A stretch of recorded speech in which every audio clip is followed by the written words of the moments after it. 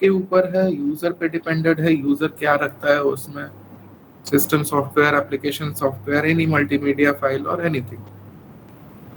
तो किन किन तरह के स्टोरेज डिवाइसेस अवेलेबल होते हैं? सबसे पहले बात करते हैं मैग्नेटिक स्टोरेज डिवाइसेस की। ठीक, जो जिनकी जो प्रिंसिपल होती है, वर्किंग प्रिंसिपल होती है, वो मैग्नेटिज्म पे डिपेंड करती है। अब मैग्नेटिक स्टोरेज में भी कई तरह की चीजें आती हैं।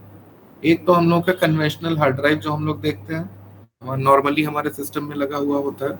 मैं अभी आपकी स्ट्रक्चर भी सबका बता देता हूँ, पहले एक्सप्लेन कर लूँ, फिर उनके मैं आपको दिखा भी दूंगा और स्ट्रक्चर भी दिखा दूंगा कैसे वो फंक्शन करता है, क्या होता है उनके अंदर, क्या होता है, ये सारी चीजें। हमारी जो कन्वेंशनल हार्ड ड्राइव जनरली अगर हम देखें तो एक मेटालिक बॉक्स जैसा एक स्ट्रक्चर होता है, क्यूबॉइडल, जिसके अंदर कुछ मेटल की डिस्क लगी हुई होती हैं। दो चार डिस्कें लगी हुई होती हैं, उनको एक मोटर रोटेट करता है काफी ज्यादा स्पीड पे, और डेटा को रीड और राइट करने के लिए एक मूविंग हेड लगा हुआ होता है, जो उस रोटेटिंग डिस्क के ऊपर लगातार मूव करता है और डेटा को वहीं से रीड और राइट करता है। ग्रामोफोन देखा होगा आपने। ग्रामोफोन में क्या होता है, एक बड़ा सा डिस्क होता है, रोटेट करता है और एक सुई जैसा होता है उसके ऊपर रख देते हैं। कुछ आप वैसे ही इमेजिन कर सकते हैं कि मेटालिक डिस्क होती है, उसके ऊपर एक ऐसे ही सोलेनॉइड लगा के एक आपका मूविंग हेड होता है जो लगातार मूव करता है डेटा को फेच करने के लिए या डेटा को राइट करने के लिए। ठीक है, मल्टीपल डिस्क होती हैं, एक के ऊपर एक के ऊपर एक हो सकती हैं। और अगला है हमारा फ्लॉपी ड्राइव। थोड़ा और पास्ट में चलते हैं, फ्लॉपी डिस्क वगैरह की बात करते हैं। फ्लॉपी डिस्क आपका सीडी डीवीडी के भी पहले आता था, बहुत पहले, बहुत लोगों तो अभी याद भी नहीं होगा। बहुत ही कम स्टोरेज की उसकी कैपेसिटी होती थी, like 1.4 megabytes only for example. ठीक है, उसमें क्या होता था, एक उसके अंदर भी डिस्क ही लगी हुई होती थी। Let me show you a floppy.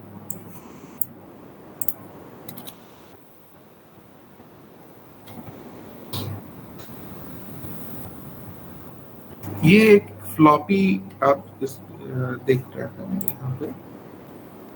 आजकल तो इसका यूज कहीं नहीं होता है। काफी पहले ही, आज से करीब 11 साल पहले इसकी प्रोडक्शन भी बंद हो गई। अब ये कहीं नहीं मिलता। ये डिस्क आप जो देख रहे हैं, ये ऊपर जो एक है, ये प्रोटेक्टिव शील्ड है। ये एक कैसेट जैसा जो स्ट्रक्चर आप देख रहे हैं, ये खाली ऊपर ऊपर का हिस्सा है। असली जो डिस्क है वो सर्कल ही है, राउंड ही है, वो इसके अंदर है। और उसका जो सेंटर पोर्शन है वो ये है। यहाँ पे खांचे जो बने हैं, मोटर आके इसी में फंसती है और इस डिस्क को रोटेट करती है।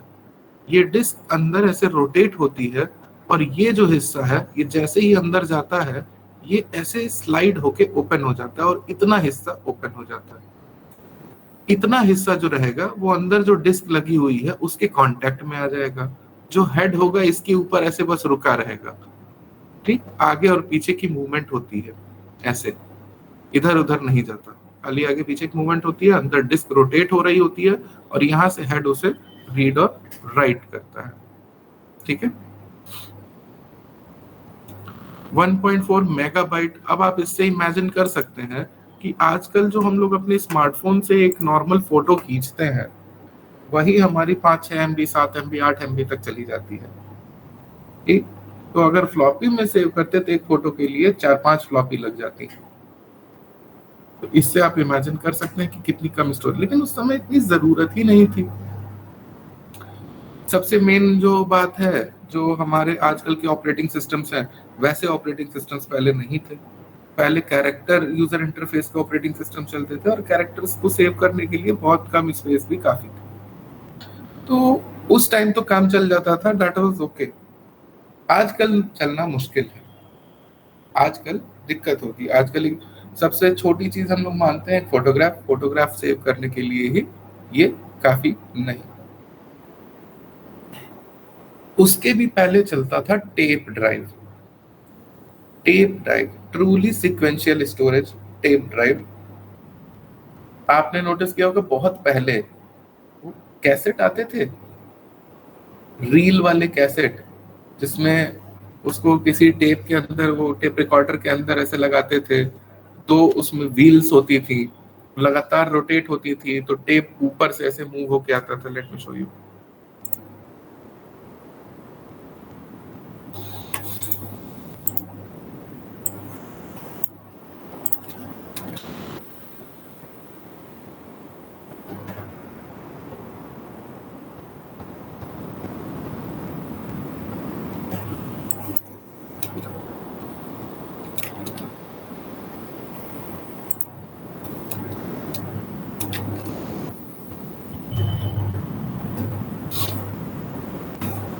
याद आया? एग्जैक्टली इसमें कंप्यूटर में यूज होने वाला भी आपको दिखा दूं। देखिए, कंप्यूटर्स में इनका भी इस्तेमाल पहले होता था स्टोरेज के लिए।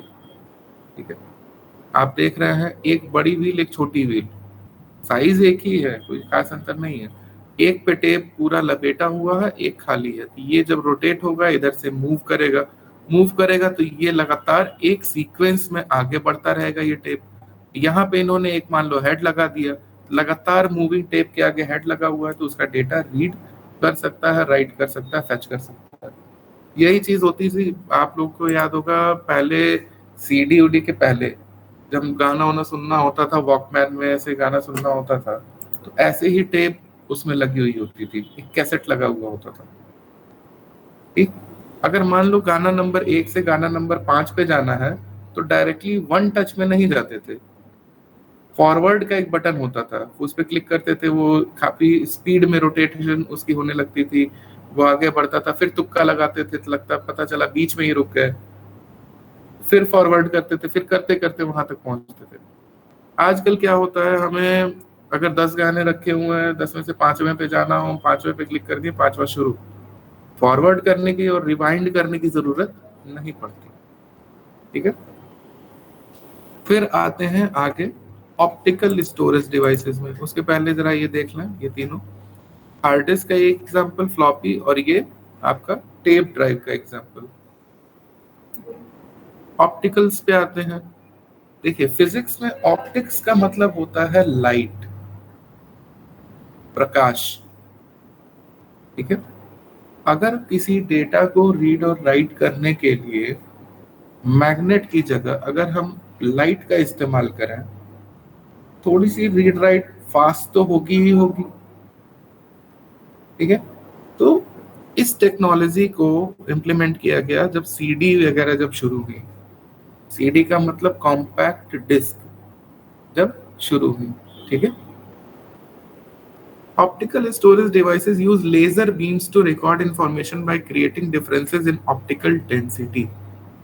इसमें लेजर का इस्तेमाल किया जाता था, डिस्क पे वो एक छोटा छोटा डिफरेंस क्रिएट कर दे, एक डेंसिटी में ही डिफरेंस क्रिएट कर दे, जिससे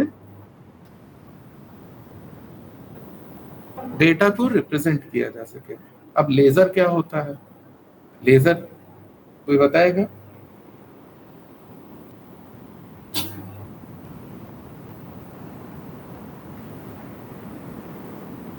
कोई बताएगा लेजर क्या होता है?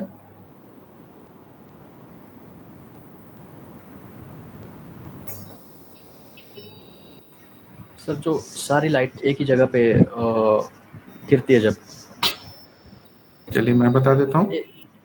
पहले तो इसका फुल फॉर्म जान लेते हैं, बहुत ही बेसिक सी चीज है लेजर। पहले तो इसका फुल फॉर्म जान लेते हैं, light amplification by stimulated emission of radiation. अब इसका मतलब जान लेते हैं। लाइट जो एक जो बीम ऑफ लाइट है, ठीक है, वो एम्प्लीफाई हुई है। कैसे एम्प्लीफाई हुई है? स्टिमुलेटेड एमिशन ऑफ रेडिएशन, एक जगह उसको स्टिमुलेट कर दिया गया है एक बीम में। जैसे लाइट जो है हमारी नॉर्मल, जब हम टाइप टॉर्च से लाइट अगर हम थ्रो करते हैं तो वो स्कैटर होती है और फैलती भी है। कभी देखिए स्ट्रेट लाइन, लाइट तो स्ट्रेट लाइन में जाती है, लेकिन जब हम उसे टॉर्च से अगर हम थ्रो करते हैं तो एक बड़े एरिया में वो फैल भी जाती है। ठीक है, अगर वो एरिया में जो फैल रही है उस सब को अगर एक पतले बीम में अगर हम किसी तरह से कंसंट्रेट कर दें तो वो पूरी की पूरी इंटेंसिटी उसी एक पतली सी रे में ही कंसंट्रेट हो जाएगी। उतनी सारी की जो एनर्जी जो फैल जा रही है पूरे, जैसे हमने टॉर्च चलाया, पूरे कमरे में लाइट फैल गई, पूरे कमरे में लाइट की जगह अगर वो एक पतली सी बीम में अगर उसको कंसंट्रेट कर दिया जाए तो जाहिर सी बात है उसकी इंटेंसिटी कहीं ज्यादा हाई होगी और एम्पलीफाइड होगी। लेजर यही एग्जैक्टली यही टेक्नोलॉजी है, light amplification by stimulated emission of radiation. ठीक है, तो इसमें क्या करते हैं, जो जनरली हम लोग जो सीडी और डीवीडी देखते हैं वो इस टेक्नोलॉजी पे फंक्शन करता है, कॉम्पैक्ट डिस्क। ठीक है, आपने नोटिस किया होगा, आपने कभी लाइफ में जरूर देखा होगा कि कोई भी सीडी या डीवीडी जब हम इंसर्ट करते हैं किसी सीडी डीवीडी ड्राइव में, चाहे जो आप नोट देखे होंगे डीवीडी प्लेयर्स जो पहले आते थे उसमें, तो उसमें एक लेंस, कहते हैं कि एक लेंस लगा हुआ है जिसमें से लाल लाल लाइट निकलती है। वो कुछ नहीं है, दैट इज अ लेजर। वो लेजर बीम उस डिस्क पे थ्रो किया जाता है और उसकी रिफ्लेक्शंस रिकॉर्ड की जाती हैं। ठीक है, और अगर उस पे जो भी डिफरेंसेस होते हैं उसकी डेंसिटी में, उसकी ऑप्टिकल डेंसिटी में जो भी डिफरेंसेस होते हैं उसको, उसकी रिफ्लेक्शन रिकॉर्ड करके फिर सिस्टम में डिजिटली कन्वर्ट करके भेजी जाती है। ठीक है, इससे पता चलता है कि उसमें क्या डेटा है। क्लियर है? अब देखते हैं सीडी और डीवीडी ये डिस्क कितने कितने तरह के होते हैं, क्या क्या होते हैं। जनरली आपको दो तीन तरह की चीजें आपको इसमें देखने को मिलेंगी डिस्क में। एक आपने सुना होगा सीडी डीवीडी जो कि रीड ओनली है, जिसको सिर्फ रीड किया जा सकता है और कुछ नहीं। मार्केट से आप किसी मूवी की सीडी खरीद के लाते हैं, आप उसमें रीड करने के अलावा कुछ और कर सकते हैं क्या? नहीं कर सकते। ठीक है, कोई किसी मूवी की अगर आप सीडी खरीद के ले आते हैं, ले आते थे मतलब, तो उसमें कोई चेंजेस कर सकते हैं क्या? उसमें कोई डेटा डिलीट कर सकते हैं क्या? नहीं। उसको सिर्फ और सिर्फ हम देख सकते हैं। सीडी में चल रहा है, देख रहे हैं, फिर दोबारा लगाए, फिर दोबारा देख रहे हैं, और कुछ नहीं कर सकते। इस तरह की सीडी और डीवीडी को हम कहते हैं रीड ओनली। ठीक है, जिसको सिर्फ रीड किया जा सकता है। दूसरा टाइप है राइट वंस। राइट का मतलब उसमें डेटा इंसर्ट कराना, राइट को और भी बहुत सी चीजें बर्न करना भी कहते हैं।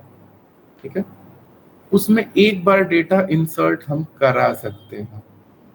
अब इसका एग्जांपल, आपको मान लीजिए कोई प्रोजेक्ट वगैरह आपको कहीं किसी को देना होता है, अपने कॉलेज में प्रोजेक्ट देना होता है, आप कहते हैं कि यार एक ब्लैंक सीडी ले आते हैं, उसमें इसको राइट कर लेंगे। ठीक है, तो मार्केट में ऐसे बहुत सारे आपको कंपनीज मिलेंगी जो आपको ब्लैंक सीडीज प्रोवाइड करती हैं, ब्लैंक डीवीडीज प्रोवाइड करती हैं। इन्हीं में से एक कंपनी थी, मोजर बेयर थी, सोनी है। ये क्या करते हैं, ब्लैंक सीडीज प्रोवाइड करते हैं, उसमें कोई डेटा नहीं होता।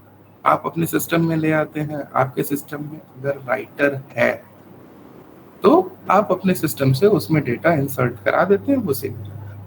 लेकिन उसके बाद आप उसमें फिर कुछ नहीं कर सकते। क्यों? क्योंकि वो राइट वंस है, एक ही बार उसमें डेटा इंसर्ट कराया जा सकता है, नॉट मोर देन वंस।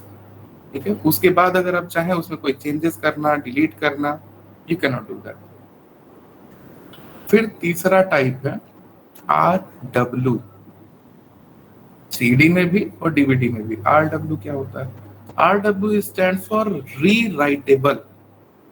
री राइटेबल मतलब दोबारा राइट कर सकने योग्य। इसमें क्या होता है, इसमें आप ब्लैंक सीडी ले आते हैं, आप उसमें डेटा राइट कर देते हैं, नेक्स्ट डे आपको अगर उसमें कोई चेंजेस करने होते हैं तो उस डेटा को आप डिलीट करके, ठीक, या उसको इग्नोर करके आप दूसरा डेटा भी उसमें राइट कर सकते हैं, दोबारा वो सीडी आप यूज कर सकते हैं। ठीक है, अब इन लोगों की कैपेसिटी के बारे में जान लेते हैं। पहले आया सीडी, तो पहले सीडी की कैपेसिटी को जानते हैं, कितनी कैपेबल है, क्या कितनी कैपेसिटी है, क्या साइज होती है। तो एक सीडी की जो कैपेसिटी है वो है 700 मेगाबाइट्स। ठीक है, सीडी में हम 700 मेगाबाइट्स तक का डेटा रखते हैं। और डेटा स्टोर किस फॉर्म में होता है, मैं एक आपको सीडी यहाँ पे दिखाऊं। मैं आपसे कहूं कि आप देख के बता सकते हैं कि सीडी कितनी भरी है।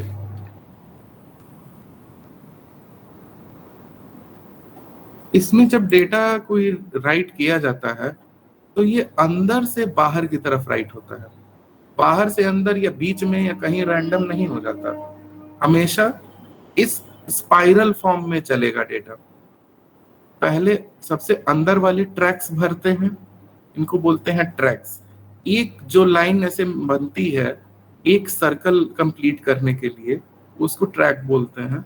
एक ऐसे ट्रैक जो चलेगा स्पाइरल फॉर्म में, अंदर से बाहर की तरफ चलता जाएगा। तो जनरली कभी कभी आप देख के भी बता सकते हैं कि सीडी में कितना डेटा भरा है, आधी भरी है कि 1/4 भरी है कि पूरी भरी है, ये भी बताया जा सकता है कभी कभी सीडी को देख के। ठीक है, अब बात करते हैं डीवीडी की, डिजिटल वर्सटाइल डिस्क, कई जगह डिजिटल वीडियो डिस्क के नाम से भी जानते हैं। इसकी कैपेसिटी कितनी होती है, ऑब्वियसली सीडी से बहुत ज्यादा होती है। इसकी कैपेसिटी होती है 4.7 गीगाबाइट्स। ठीक है, जहां एक अगर हम मूवी के हिसाब से अगर रेफरेंस देके अगर एग्जांपल दें, एक नॉर्मल बॉलीवुड की मूवी अगर आप सीडी में डालते हैं तो करीब करीब 2 सीडी लगती थी, लेकिन डीवीडी में एक बार में 5-5 मूवी आ जाती थी। ठीक है, लेकिन फिर भी ये सारी चीजें ऑब्सोलीट हो गई, पुरानी हो गई, क्योंकि आजकल इनसे भी बेहतर टेक्नोलॉजीज अवेलेबल है हमारे पास। ठीक है, अच्छा एक और चीज, ऑप्टिकल में ही एक और अपग्रेड आया, बहुत कम समय के लिए ही प्रचलित था, बहुत कम लोग ही इससे रूबरू हुए थे। एक और चीज आई थी, ब्लूरे। ठीक है, किसी ने सुना है ब्लूरे?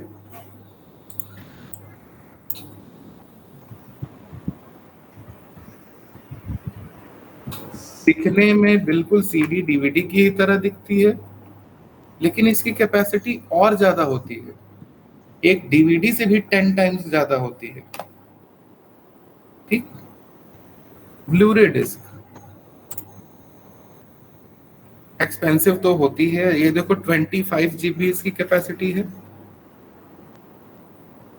बीडी बोलते हैं इसको, ब्लूरे डिस्क। और एक और चीज, ये BLUE नहीं है, ये BLU ही है बस, ब्लूरे। ठीक है, ये इतनी स्टोरेज स्पेस होने के बाद भी ऑब्सोलीट हो गया, क्यों हुआ? देखो, एक ब्लूरे डिस्क अगर सोनी कंपनी की अगर तुम एक डिस्क खरीदते हो तो करीब करीब 200 रुपए की पड़ती है, और 300 रुपए में तुम्हारे पास पेन ड्राइव आ जाती है।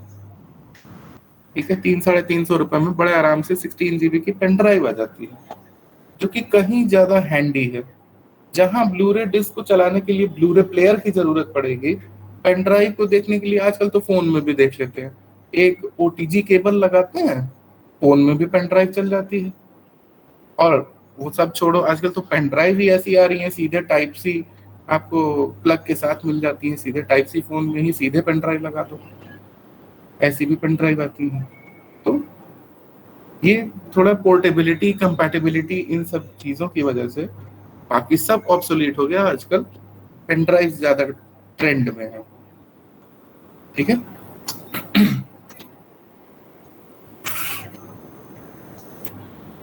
कुछ पूछना है इसमें, बढ़े आगे?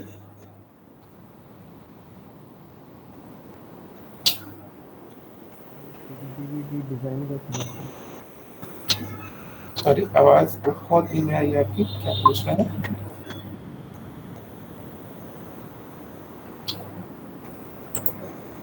डिजाइन करके कुछ पूछा आपने, मुझे पूरी बात आपकी सुनाई नहीं थी, क्या पूछ रहे हैं? ये सीडी और डीवीडी जो थे इनको डिजाइन किस तरह से किया जाता था? डिजाइन किस तरह से किया स्टोरेज जाता है और फिर जो मैग्नेट। है? ये बेसिकली इसमें होती है लेयरिंग। लेयर्स जितने ज्यादा बढ़ेंगे उतनी ज्यादा स्टोरेज इनकी स्पेस बढ़ती है। एक प्लास्टिक की डिस्क के ऊपर,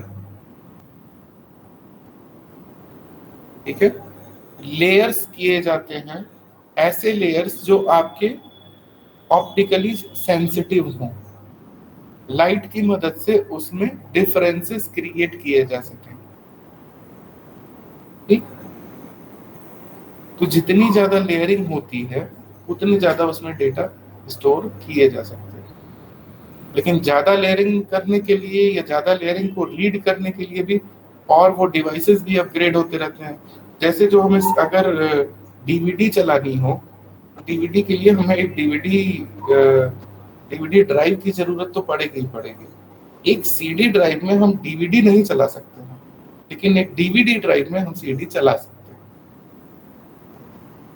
ठीक है, वैसे ही ब्लूरे प्लेयर में हम डीवीडी को चला सकते हैं, लेकिन एक डीवीडी प्लेयर में हम ब्लूरे को नहीं चला सकते, क्योंकि वो एक हाई टेक्नोलॉजी है, लेयरिंग ज्यादा होती है। ठीक है,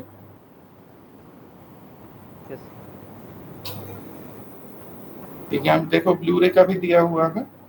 ब्लूरे डिस्क है storage capacities of 25 GB and more, ये वेरी करती है, 25 GB 30 GB तक की भी देखने को मिल जाती है। ठीक है, आगे बात करते हैं static memory and memory sticks, ये क्या होते हैं? Static memory devices use memory chips to store information. This information is retained even after power is turned off. They connect to a USB port on the computer and after capacities of 128 MB and more. Due to their size and shape, these devices are known as USB memory keys or flash drives and have widely replaced floppy disks for transportation of file between the systems. One word key explanation: pen drives. Pen drive क्या होती है? इसमें देखो कोई moving part नहीं होता, ना कोई डिस्क होती है, ना कोई मोटर होती है, ना कोई ऐसे रीड करने के लिए कोई हेड होता है। तो वो सबसे मेन फैक्टर तो आ जाता है सबसे ज्यादा, एक तो वेट कम होता है, साइज में कम होता है, पावर कंजम्पशन कम होती है। ठीक है, और इसमें ज्यादा से ज्यादा कैपेबल इसे बना सकते हैं। 128 MB से पेन ड्राइव जो शुरू हुई थी, आज पेन ड्राइव 1-1 टेराबाइट तक की आपको मिल जाती है। ठीक है, जनरल यूजेस के लिए सबसे ज्यादा यूज होती है 16 GB 32 GB की आजकल हम लोग पेन ड्राइव यूज करते हैं। जब मन में आया तब उसे कंप्यूटर में प्लग इन किया, उसके यूएसबी पोर्ट पे, यूएसबी का मतलब यूनिवर्सल सीरियल बस। ठीक है, यूएसबी पोर्ट में प्लग इन किया, डेटा को उसमें राइट किया, दूसरे सिस्टम पे उसको लगाया, उस डेटा को उसमें कॉपी किया, फिर डिलीट कर दिया, फिर नेक्स्ट डे कुछ और किया। जितनी बार मर्जी है हमारी उतनी बार उसमें हम डेटा रीड राइट कर सकते हैं। ठीक है, साइज कम होती है, डायमेंशन, कैपेसिटी की बात नहीं कर रहे हैं, डायमेंशन कम होती है, इसलिए पोर्टेबिलिटी और आसान हो जाती है। अलग से कोई पावर सोर्स नहीं देना पड़ता, वो यूएसबी से ही वो पावर को ले सकती है। When purchasing storage for a computer system, it is generally good practice to have a mix of magnetic storage, optical drive, and as well as static memory available. एक कंप्यूटर सिस्टम लेने के लिए हमें किसी एक पे नहीं, इन सारे का भी हम इस्तेमाल कर सकते हैं। ठीक है, जब जिसकी जरूरत पड़े उसका यूज हम कर लें। When determining storage requirement, be sure to allow for growth by adding an additional 20% of storage above estimated needs. अब स्टोरेज का क्या है, आज जितना हमें जरूरत है हो सकता है कल इससे ज्यादा हो, तो जितना हम एस्टिमेशन बना के चलते हैं कि मेरी जरूरत 100 GB होगी, तो 10-20% 50% उससे ज्यादा ही ले लो, क्योंकि आज आपकी जरूरत इतनी है, कल वो जरूरत बढ़ेगी। पहले 1.4 MB में ही दुनिया खुश थी, फ्लॉपी जब था 1.4 MB में ही दुनिया खुश थी। इस समय आपको कह दिया जाए कि आपके फोन में 1.4 MB स्टोरेज हो तो क्या आपका काम चलेगा? नहीं चलेगा। आजकल तो 1 GB 1.5 GB तो आपका एंड्रॉइड का ही ऑपरेटिंग सिस्टम आपके फोन में ले लेता है। ठीक है, तो हमेशा जितनी रिक्वायरमेंट है उससे कहीं ज्यादा प्लान करके आप स्टोरेज यूनिट लें। अब आते हैं पेरिफेरल डिवाइसेस। देखो, पेरिफेरल डिवाइसेस आपके कंप्यूटर में लगे हुए जो प्राइमरी कंपोनेंट्स होते हैं उनसे अलग होते हैं। मतलब प्राइमरी कंपोनेंट्स क्या हैं? जिनके बिना आपका कंप्यूटर ऑपरेट नहीं हो पाएगा। ठीक है, मेन वो उतनी पार्ट्स चाहिए ही चाहिए कंप्यूटर को ऑन करने के लिए। पेरिफेरल डिवाइसेस क्या है? उसकी जो करंट कैपेसिटी होगी, अगर उस कैपेसिटी को अगर हम बढ़ा रहे हैं, उसकी सीमाओं को हम बढ़ा रहे हैं, उसकी कैपेबिलिटीज को हम अगर एक्सपेंड कर रहे हैं किन्हीं डिवाइसेस की मदद से, तो वो एडिशनल डिवाइसेस पेरिफेरल डिवाइसेस कहे जाते हैं। जैसे पहले हम एग्जांपल लेते हैं इनपुट डिवाइसेस में। ठीक है, इनपुट डिवाइसेस में प्राइमरी डिवाइसेस हमारा क्या माना जाता है? कीबोर्ड और माउस। ठीक है, कीबोर्ड और माउस प्राइमरी माना जाता है कि तो ये तो रहेगा ही रहेगा अगर हमको कंप्यूटर ऑन करना है तो। लेकिन एडिशनल जो डिवाइसेस और ज्यादा हम इनहेंस अगर करें अपने इनपुट के तरीके को, क्या क्या चीजें यूज कर सकते हैं? पहली चीज यहाँ ये बता रहे हैं ट्रैक बॉल। अब ट्रैक बॉल क्या होता है? अगर आपको याद हो, बहुत पहले एक माउस चलता था, ऑप्टिकल माउस के पहले। आजकल तो वायरलेस माउस सब लोग यूज करते हैं, even infrared mouse, Bluetooth mouse use करते हैं। एक जमाना पहले जब माउस आता था तो आपने किसी ने शायद याद हो, कभी उसको उल्टा करके देखे हैं तो नीचे एक बॉल होती थी, मेटल की बॉल के ऊपर रबड़ की कोटिंग होती थी। ठीक, और वो दो एक्सिस लगे हुए होते थे जिन पे वो लगातार रोटेशन उसकी रिकॉर्ड होती थी, जिससे हमारा पॉइंटर मूव करता था। ट्रैक बॉल वो नहीं है, लेकिन उसी कॉन्सेप्ट पे चलता है। उस माउस को जस्ट उल्टा अगर कर दीजिए और बॉल का पोर्शन ऊपर कर दीजिए तो आपको सिर्फ और सिर्फ अगर बॉल मिले, उस बॉल को आप अपनी उंगलियों से रोटेट कर रहे हैं, वो नीचे एक्सिस पे रिकॉर्ड कर रहा है और फिर उसके अकॉर्डिंग आपका पॉइंटर मूव हो रहा है। ये अक्सर कहाँ देखने को मिलता है? आपको अक्सर देखने को मिलेगा किसी एयरपोर्ट पे कियोस्क मशीन्स में लगे होते हैं, या मेट्रोज में कहीं कहीं दिख जाता है। आप ट्रैक बॉल से मूव करते हैं, मैप मूव होता है, उस पर सेलेक्ट करते हैं, वहां का टिकट के लिए आप फिर अंदर कैश डालते हैं और आपका टोकन बाहर आ जाता है। ठीक है, किसी कॉलेज के एडमिशन सेक्शन में जाइए तो वहां पे भी उसकी एक डिजिटल प्रोस्पेक्टस चल रहा होता है। ठीक है, वहां पे भी देखने को मिल जाता है। अगर ना याद आ रहा हो तो मैं आपको दिखा देता हूँ, याद आ जाएगा।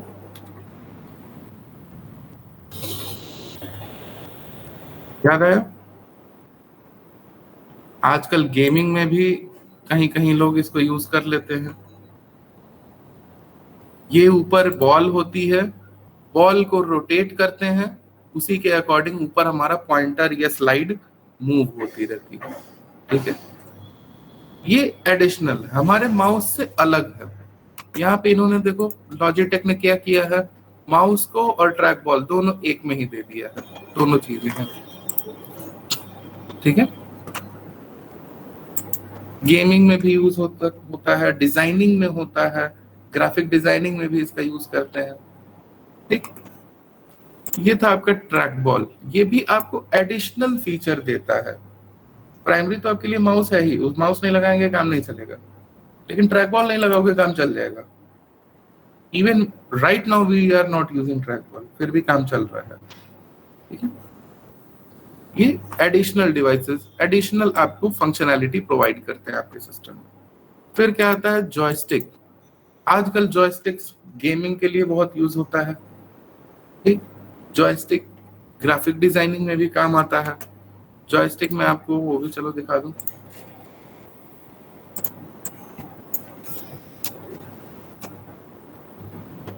इसका नाम ही है जॉय स्टिक। यहाँ देखो,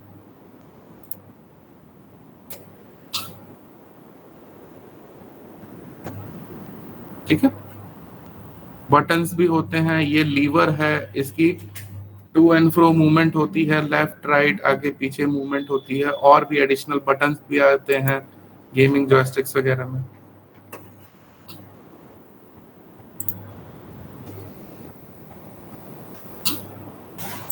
ठीक है, फिर इनपुट में ही आगे चलते हैं स्कैनर पे। स्कैनर का काम क्या है?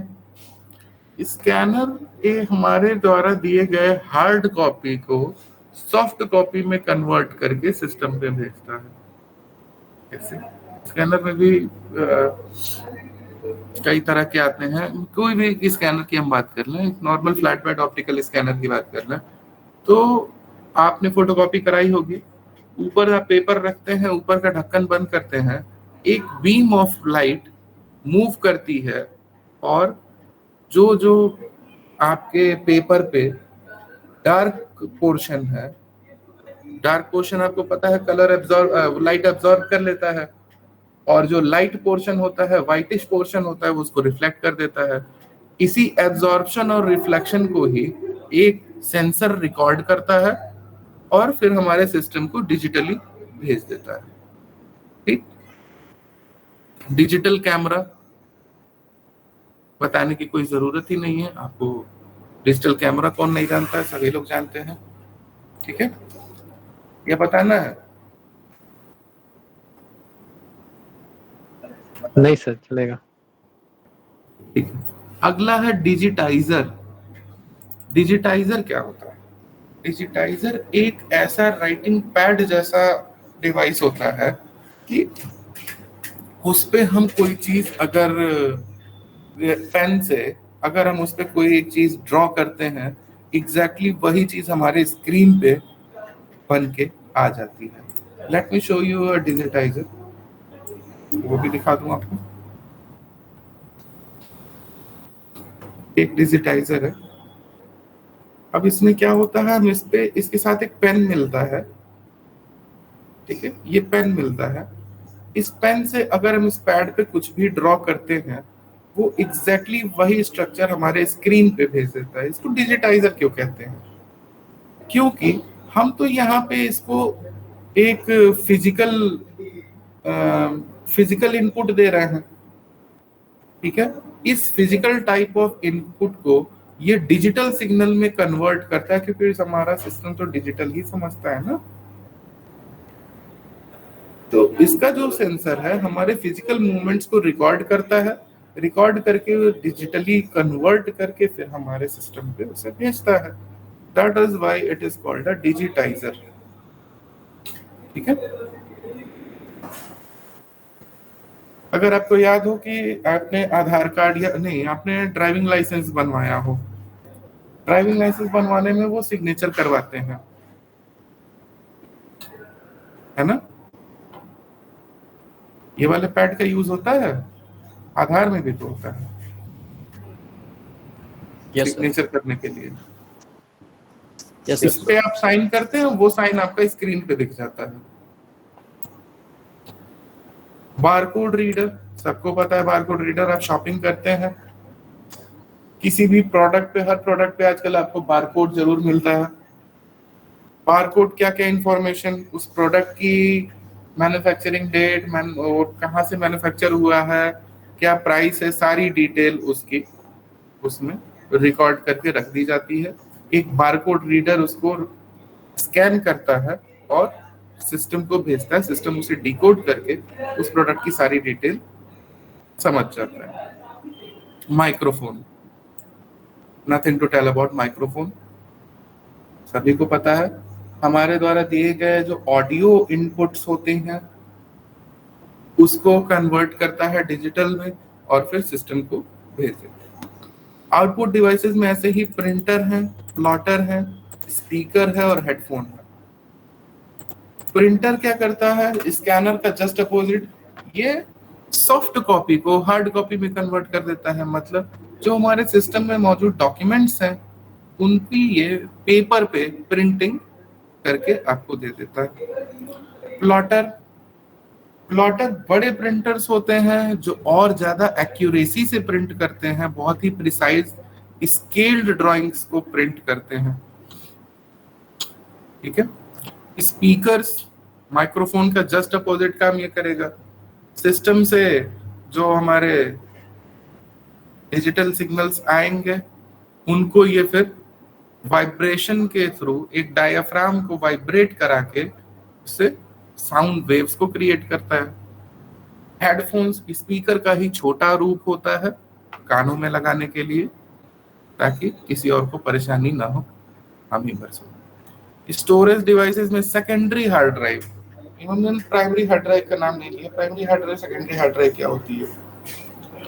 सेकेंडरी हार्ड ड्राइव वो हार्ड ड्राइव है जो हम हमारे सिस्टम में बाहर से एक्सटर्नल हार्ड ड्राइव के रूप में यूज करते हैं।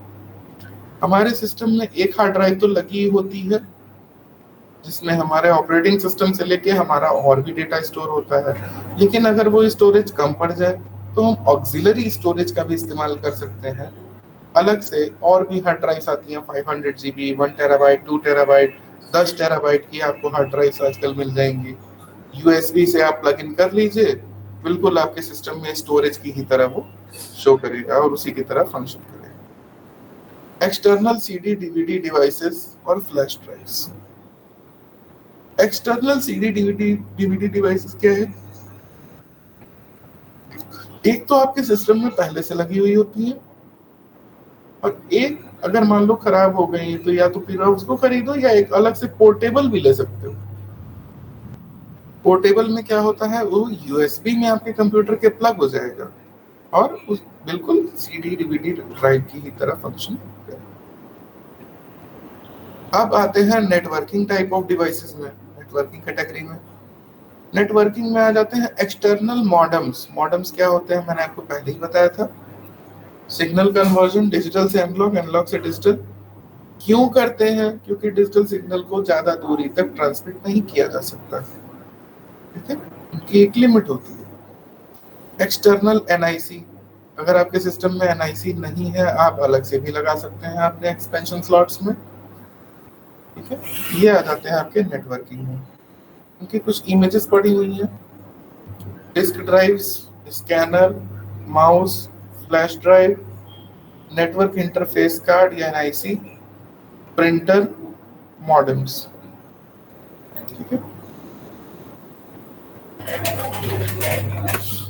अब आते हैं केसेस एंड पावर सप्लाई पे। केसेस, या जिनको कभी कभी कैबिनेट भी बोलते हैं, ये आपका मेटालिक एक बॉक्स होता है जिसमें आपके सारे इक्विपमेंट्स लगाने के लिए स्पेशल वहां पे सबके लिए जगह प्रोवाइडेड होती है।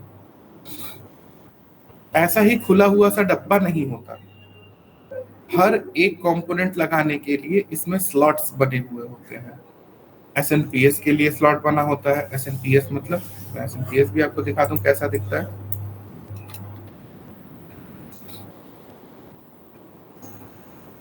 SNPS मैंने पहले ही बताया था।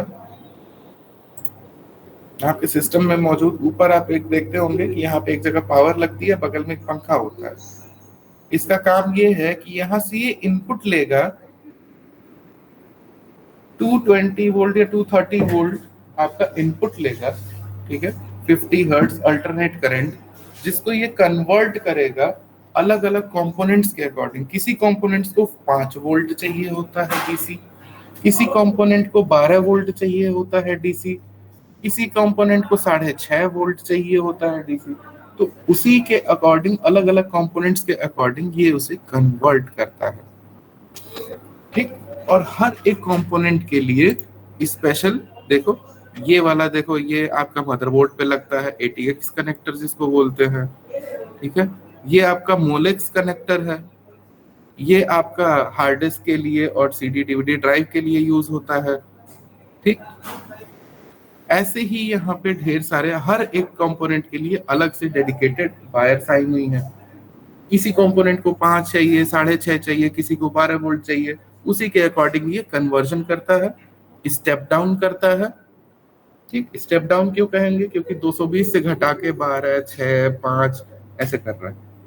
ठीक है, और साथ ही साथ ये सर्ज प्रोटेक्शन भी करता है। अचानक से मान लो बिजली ज्यादा हो गई, अचानक से फ्रीक्वेंसी डिस्टॉर्ट हो गई, उसको भी ये मैनेज थोड़ा बहुत कर लेता है। जो आजकल के अच्छे एसएनपीएस से आते हैं वो कर लेते हैं। ठीक है, अब इनकी भी कैपेसिटी होती है। अगर बहुत सारे कंपोनेंट्स लगा रहे हैं तो उसी के अकॉर्डिंग आपको एसएनपीएस की भी कैपेसिटी बढ़ानी पड़ेगी। नॉर्मल एसएनपीएस आपको 350 वॉट, 400 वॉट, 450 वॉट, यहाँ तक कि आजकल 1200 वॉट के एसएनपीएस भी देखने को मिल जाते हैं। ठीक है, तो ये भी बहुत ही इंपॉर्टेंट एक कंपोनेंट है। एक कैबिनेट को देखते हैं, कैबिनेट कैसा होता है।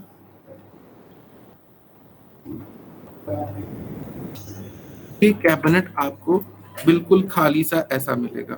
इसमें इन्होंने एक आध वायर वगैरह रखी है, वायर वगैरह भी नहीं होती है, सिर्फ वायर आपको मिलेगी। इसके जो फ्रंट पैनल्स हैं, फ्रंट पैनल में भी बहुत सारी चीजें होती है ना। आपका हेडफोन जैक होता है, माइक्रोफोन जैक होता है, पावर बटन होता है, पहले रीसेट बटन भी आते थे, पावर एलईडी होती है, हार्ड डिस्क एलईडी होती है। इन सब के लिए भी तो पावर चाहिए। सिर्फ वही सारी केबल्स आपको मिलेंगी जो बाद में आके जब आप मदरबोर्ड यहाँ पे जब आप लगाएंगे तो उसी मदरबोर्ड पे वो हर एक के लिए पिन्स डेडिकेटेड हैं, उन पिन्स पे वो आके लगा दिए जाते हैं, प्लग इन कर दिए जाते हैं। ठीक है, मैं कैबिनेट कोई ऐसा उठाऊं जिसमें असेंबल करके आपको दिखाता हूँ।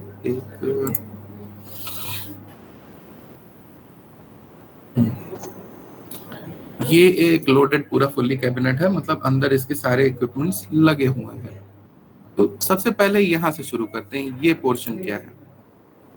ये वाला पोर्शन क्या है? ये पोर्शन है जिसमें आपकी जितनी सेकेंडरी स्टोरेज है वो लगाई जा सकती हैं। जैसे हम सीडी डीवीडी ड्राइव्स लगा सकते हैं, हार्ड डिस्क लगा सकते हैं, सबके लिए खांचे बने हुए हैं, बस उसे स्लाइड इन कर देना है। अब सीडी डीवीडी ड्राइव को या हार्ड डिस्क को चाहिए क्या?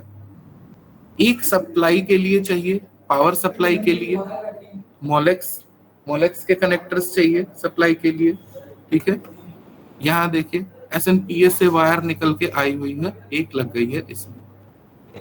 ठीक है, और एक चाहिए डेटा के लिए। अब डेटा के लिए पहले पुराने जमाने में पाटा केबल्स आते थे, पैरेलल एडवांस टेक्नोलॉजी अटैचमेंट्स, पाटा। पैरेलल आपके डेटा ट्रांसमिशन पे फंक्शन करते थे। आजकल सीरियल पे चलते हैं, साटा। केबल भी एकदम छोटी सी होती है, पतली सी, और डेटा भी कहीं ज्यादा तेज स्पीड से फास्ट होता है, मतलब काफी फास्ट तरीके से ट्रांसमिट होता है। तो यहाँ पे जो मैंने इमेज रखी हुई है, दिस इज अ साटा एग्जांपल, साटा केबल एग्जांपल। ठीक है, ये रेड वाली जो आप केबल देख रहे हैं, ये यहाँ से निकल के आके लग जाती है सीधे मदरबोर्ड पे।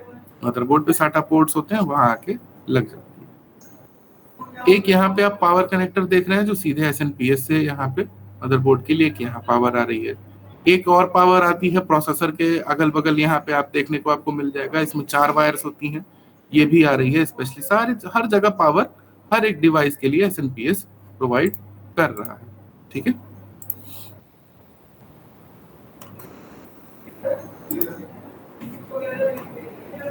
तो केसेस में क्या होता है, कैबिनेट्स में क्या होता है, हर एक कंपोनेंट के लिए स्पेशल वहां पे जगह बनी हुई होती है, सॉकेट बना हुआ होता है, वहीं पे उसे सीधे लगा देते हैं। और पावर सप्लाई क्या होता है ये तो मैंने आपको बता ही दिया।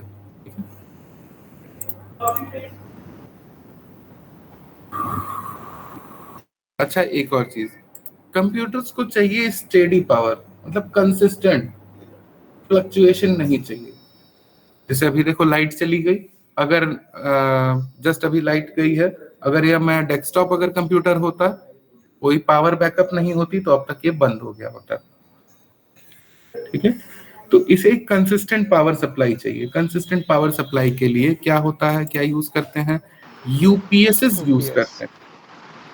यूपीएस का पूरा नाम होता है अनइंटरप्टेबल पावर सप्लाई। ये इसमें पावर की इंटरप्शन नहीं होती, जैसे ही पावर कट होगा तुरंत ही वो बैटरी से आपको फिर से पावर स्टेप अप ट्रांसफार्मर की मदद से बढ़ा के, नॉर्मल मान लो 12 वोल्ट बैटरी है, 24 वोल्ट है, उसको तुरंत स्टेप अप करके वो आपको 220 वोल्ट में सप्लाई बिना रुके, बिना किसी गैप के तुरंत आपको प्रोवाइड कर देगा, जिससे आपका कंप्यूटर बंद नहीं होगा जब तक आप उसे बंद नहीं करेंगे, या जब तक आपकी बैटरी नहीं खत्म हो जाती।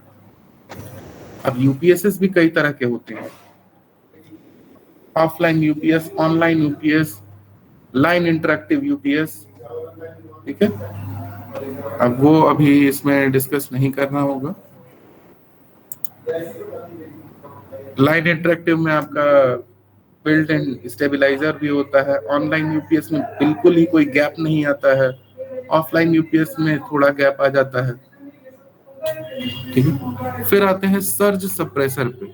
ये क्या होता है? Surge suppressors are designed to remove voltage spikes and surges from the power line and prevent them from damaging a computer system. अब देखो पावर सप्लाई तो हमें वही मिलती है जो हमारे हाइडल से, जो भी डिस्ट्रीब्यूशन पॉइंट के शहर से होती है वहां से आती है। कभी कभी उसमें इस वोल्टेजेस में स्पाइक्स आ जाते हैं, मतलब यहाँ पे कहने का मतलब है फ्लक्चुएशंस आ जाती है, ठीक है। कुछ फ्लक्चुएशन से हमारे सिस्टम को बचाने के लिए ये सर्ज प्रोटेक्टर्स भी लगाए जा सकते हैं। आजकल की यूपीएस में ही लगा Sorry, हुआ है। sir. वो spikes. You are telling about extra voltage. Hmm Okay. अचानक से कभी हमारे वोल्टेजेस स्पाइक कर जाते हैं, मतलब बढ़ जाते हैं, घट जाते हैं, ठीक है। तो अचानक जब अगर वोल्टेज बढ़ जाता है तो इससे डैमेज हो सकता है हमारे सिस्टम को। तो सर्ज सप्रेसर उसी को कंट्रोल करता है। ये भले इस अपना फ्यूज उड़ा के करे, ठीक है, लेकिन बढ़ने नहीं देता, बढ़े हुए वोल्टेज को नहीं भेजता है। वो सडन कुछ मिली सेकेंड्स के लिए ही होगा, लेकिन फिर भी इससे प्रोटेक्शन मिल जाएगी।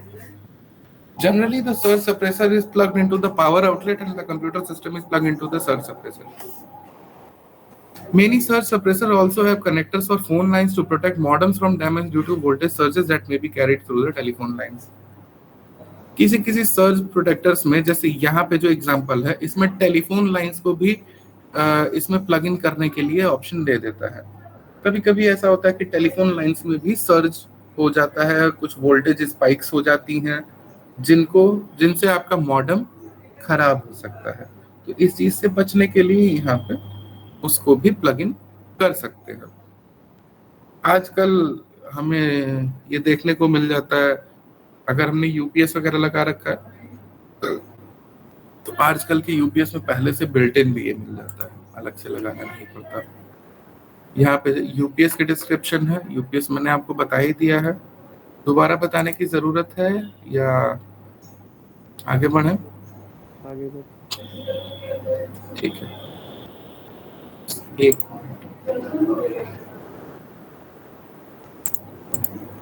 सेफ्टी एंड बेस्ट प्रैक्टिसेस, किन स्टेप्स को हम फॉलो कर सकते हैं कि सेफ्टी बनी रहे। देखिए यहाँ पे इसको एक लाइन में अगर मैं आपको एक्सप्लेन करूं तो आपके कंप्यूटर में बहुत सारे डेलिकेट कंपोनेंट्स लगे हुए होते हैं, बहुत छोटे छोटे कंपोनेंट्स लगे हुए होते हैं, ठीक है। तो अगर आप कोई कंप्यूटर असेंबल कर रहे हैं तो आपको सबसे ज्यादा ध्यान देना होगा, पहले तो उन डेलिकेट कंपोनेंट्स को आप तोड़े नहीं। बहुत सारे ऐसे पिन वाले भी कंपोनेंट्स आ जाते हैं, जैसे कि आप प्रोसेसर लगा रहे हैं। पहला स्टेप तो है प्रोसेसर लगाते समय बहुत ध्यान दीजिए, क्योंकि उसके नीचे जो पिन्स होती हैं, आजकल तो पिनलेस भी आते हैं, लेकिन पहले जो नॉर्मल जो प्रोसेसर हमारे होते हैं पिन वाले होते हैं, तो उनकी पिन इतने नाजुक होते हैं कि आप हल्का सा टच करेंगे उतने में उनका पिन थोड़ा बहुत टेढ़ा हो जाएगा, और एक बार टेढ़ा हो गया तो मतलब प्रोसेसर बर्बाद, और मदरबोर्ड भी बर्बाद हो सकता है, क्योंकि उसका सॉकेट ही अगर उसमें पिन टूट के फंस जाए तो आपके किसी काम का नहीं बचेगा, ठीक है। दूसरी चीज, जितना ज्यादा डेलिकेट कंपोनेंट होगा, जितना छोटा कंपोनेंट होगा, स्टैटिक चार्ज का भी खतरा उतना ही होगा उसको। स्टैटिक चार्ज क्या है? हम सभी लोगों के बॉडी में स्टैटिक चार्ज होता है। इवन ज्यादातर ऑब्जेक्ट जो हम देखते हैं अपने इन्वायरमेंट में, उनमें कुछ ना कुछ एक स्टैटिक चार्ज होता है। फॉर एग्जाम्पल, जब आप बालों में अपने कंघी फेरते हैं या अचानक से स्वेटर उतारते हैं, तो स्वेटर उतारते समय आप देखते हैं, क्योंकि नोटिस करते हैं अंधेरे में उतारा तो लगता है अरे चिंगारी निकल रही है, ठीक है, या कभी आवाज होती है, चट चट चट चट ऐसे आवाज होती है, that is because of the static charge created by that cloth with your body. कंघी बालों में फेरते हैं, उसके बाद कंघी को ऐसे किसी कागज के पास ले आते हैं तो वो अट्रैक्ट होते हैं, जस्ट लाइक अ मैग्नेट। ऐसा क्यों होता है? स्टैटिक चार्ज की वजह से। तो हमारी बॉडी में पहले से हम जाने चाहे ना जाने, हम इससे अवेयर होना हो, लेकिन स्टैटिक चार्ज उसमें होता है। और उतना स्टैटिक चार्ज भी एक डेलिकेट कंपोनेंट को बर्बाद करने के लिए काफी होता है। सॉल्यूशन क्या है? जब हम अपने हाथों से अगर हमें इन कंपोनेंट्स को असेंबल करना हो, तो सबसे पहले तो अपनी बॉडी से जितने भी स्टैटिक चार्ज हैं उनको डिस्चार्ज कर दें। कैसे करें? बहुत सारे तरीके होते हैं अपनी बॉडी से चार्ज को हटाने के लिए। ग्राउंड कर सकते हैं, एंटी स्टैटिक रिस्ट बैंड्स आते हैं, उनको अपने हाथों में पहन लें, वो सारा का सारा चार्ज आपका पहले ही अट्रैक्ट कर लेंगे, पॉजिटिव से नेगेटिव पहले ही अट्रैक्ट कर लेंगे, जिससे चार्ज आपके हाथों से खत्म हो जाएगा, जिससे आपके इक्विपमेंट्स बच जाएंगे। दूसरी चीज, जिस एरिया में आप काम करने जा रहे हैं, असेंबली वगैरह करने जा रहे हैं, उस एरिया में प्रॉपर लाइट रखिए। छोटे छोटे कंपोनेंट्स होते हैं, छोटे छोटे स्क्रूज होते हैं, एडिकेट लाइट नहीं रहेगी तो पहले तो जितना ज्यादा फोकस करेंगे आपकी आंखों पे स्ट्रेन पड़ेगा। ये सारी चीजें इसमें बेस्ट प्रैक्टिसेस यहाँ पे मेंशन, ठीक है।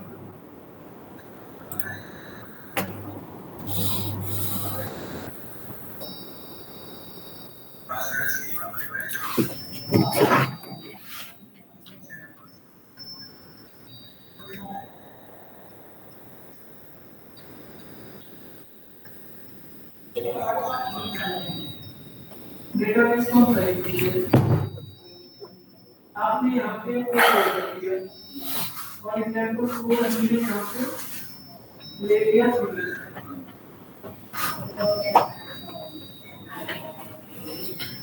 अगला हमारा इसमें टॉपिक है installing components and verifying operations. अब कंपोनेंट्स को कैसे इंस्टॉल करें या लगाएं अपने सिस्टम पे, ये सारी इसमें तरीके दिए गए हैं। सबसे पहली चीज, कोई भी कंपोनेंट्स अपने सिस्टम से अगर आप निकालें तो पहली चीज तो ध्यान देना है कि क्या वो कंपोनेंट हॉट स्वैपेबल है कि नहीं। हॉट स्वैपेबल का मतलब है कि आप रनिंग सिस्टम से अगर उसको आप निकाल रहे हैं, डिटैच कर रहे हैं, तो क्या उससे सिस्टम आपका बंद हो जाएगा या चलता रहेगा, ठीक है। अगर आपको डाउट है कि वो हॉट स्वैपेबल है कि नहीं, तो आप अपने सिस्टम को पहले पावर डाउन कर दीजिए अपने केस को ओपन करने के पहले ही।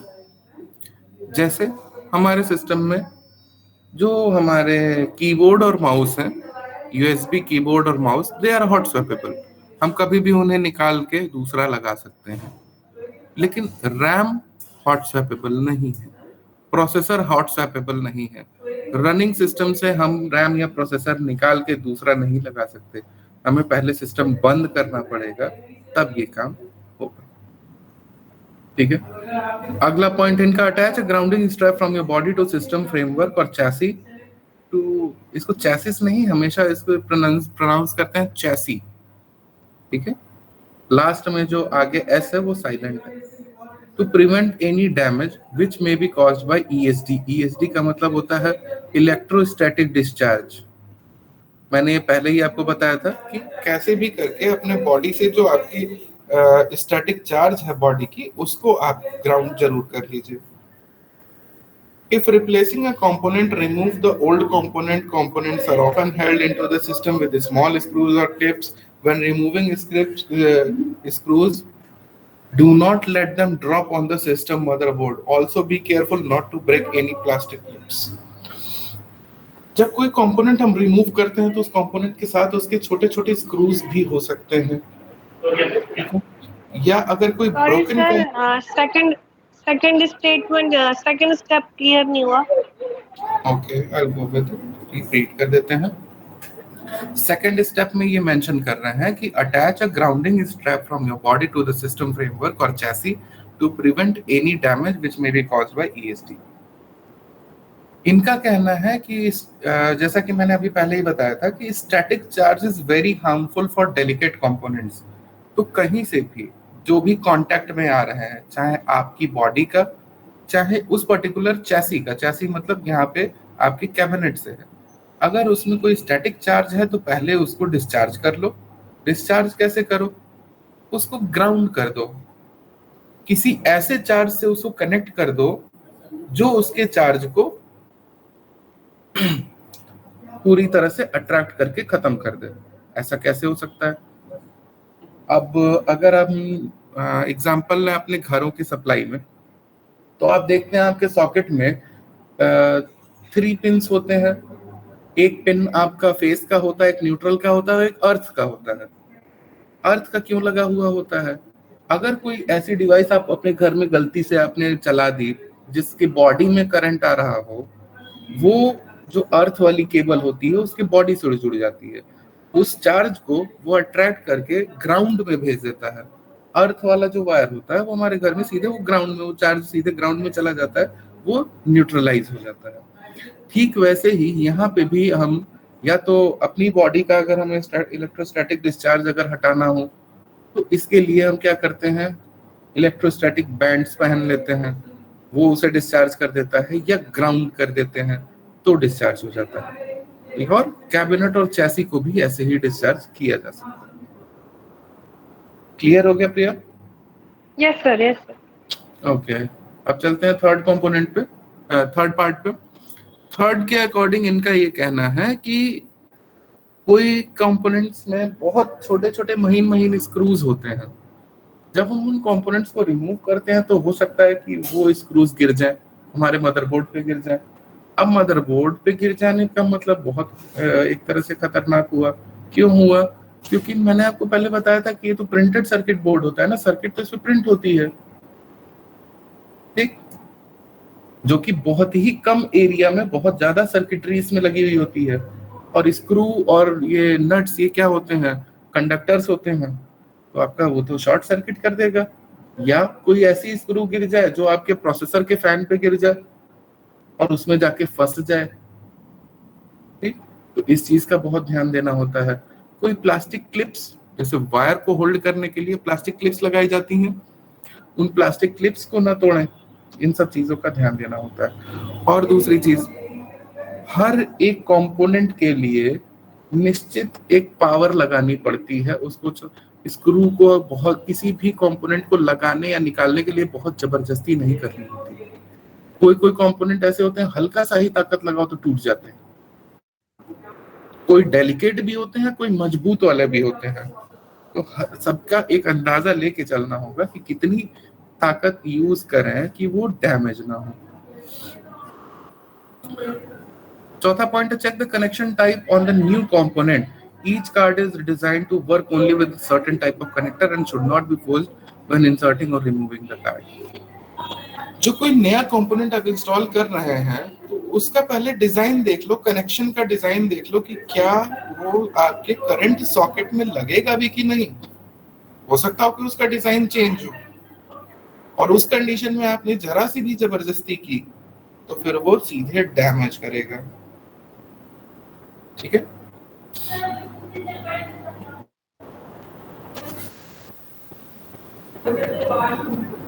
बैकग्राउंड नॉइज आ रही है, अच्छा रुको चेक करता हूँ।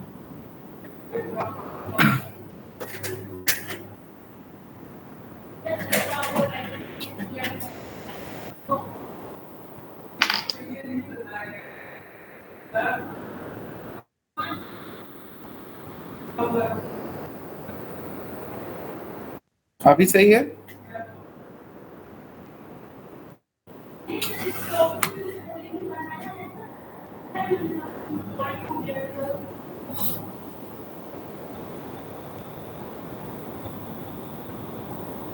चलिए लास्ट पॉइंट यहाँ पे है, place the new component in the correct connection slot with the correct orientation carefully following all installation instruction that may be accompanied with the component. कोई भी नया कंपोनेंट लगाने के लिए पहले देख लो कि सही कनेक्शन स्लॉट में तो लगा रहे हो, किसी दूसरे में तो नहीं लगा रहे हो, DDR1 में DDR3 का तो रैम नहीं लगा रहे हो, या ऐसे ही उसकी ओरिएंटेशन भी चेक कर लो कि कौन सा साइड किस तरफ रहेगा। जैसे प्रोसेसर लगाने के लिए एक स्पेसिफिक उसकी ओरिएंटेशन होती है, वो हम लोग एक छोटा सा एक ट्रायंगल होता है कॉर्नर पे, उसको प्रॉपरली अलाइन करके समझ पाते हैं कि किधर से लगेगा। ये तो दिखने में तो सब एक ही तरह दिखते हैं। सर ये DDR3 DDR4 मतलब इसमें चेंजेस क्या रहते हैं सर, क्या डिफरेंसेस है? चलिए बता देते हैं। ये DDR3 DDR2 DDR4 ये बेसिकली हमको रैम के साथ अक्सर सुनने को मिलता है। ठीक, रैम हमारी जो रैंडम एक्सेस मेमोरी है उसी के साथ ये हमें सुनने को मिलता है। DDR का पहले तो ये जान लो कि DDR का मतलब होता है डबल डेटा रेट।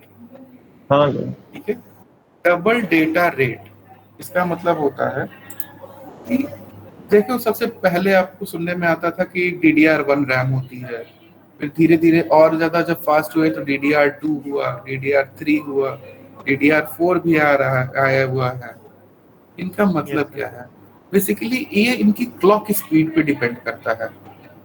जैसे अगर हम एक नॉर्मल DDR की बात करें या DDR1 की बात करें तो इसका 133 से 200 मेगाहर्ट्ज की रेंज होती है। ठीक है, 133 से 200 मेगाहर्ट्ज की रेंज होती है। ये उनकी समझ बस क्लॉक स्पीड है। या अगर हम सिंपल लैंग्वेज में कहें तो भैया ये आपका अराउंड 2.1 से 3.2 गीगाबाइट्स पर सेकेंड तक की स्पीड को होल्ड कर सकता है एक DDR1।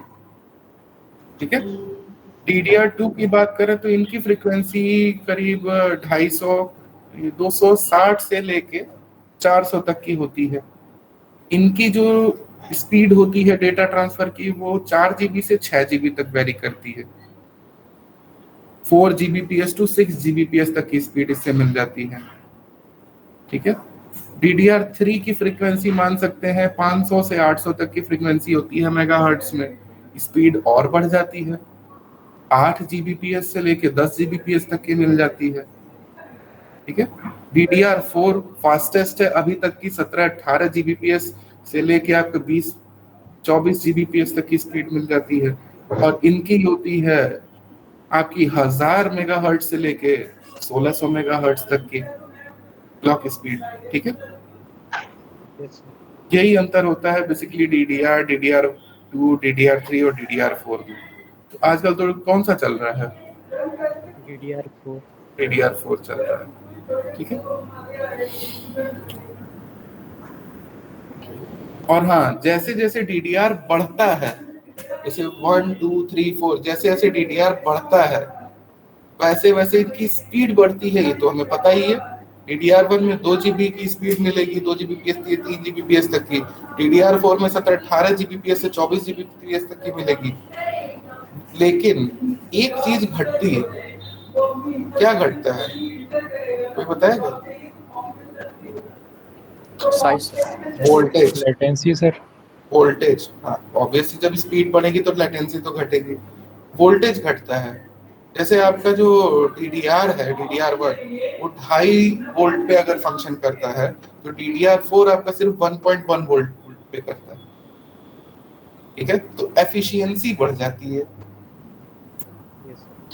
ठीक है, ये डिफरेंस होता है आपका DDR2 3 4 में। कैसे चेक करें कि आपका रैम DDR1 है, 2 है, 3 है, 4 है, क्या है? कैसे चेक करें?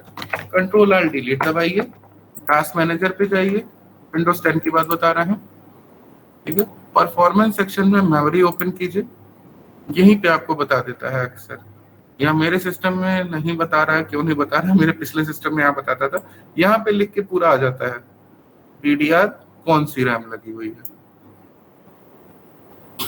ठीक है, आप अपने सिस्टम में ट्राई कीजिएगा, प्रोबेबली यहाँ पे आपको शो करेगा। मेरे में करता था, अभी पता नहीं क्यों नहीं कर रहा है।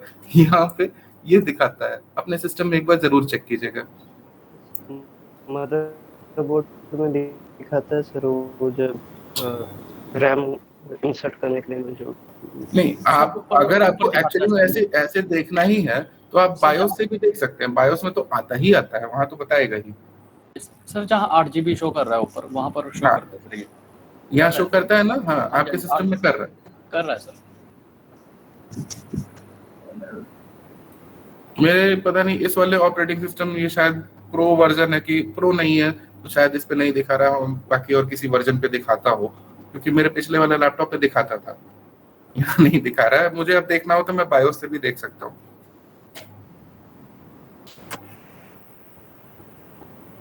यहाँ पे भी आ जाना चाहिए।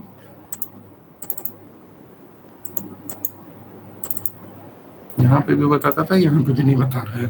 चलो कोई बात नहीं, आपको अपने सिस्टम पे तो दिखाई दे रहा है ना?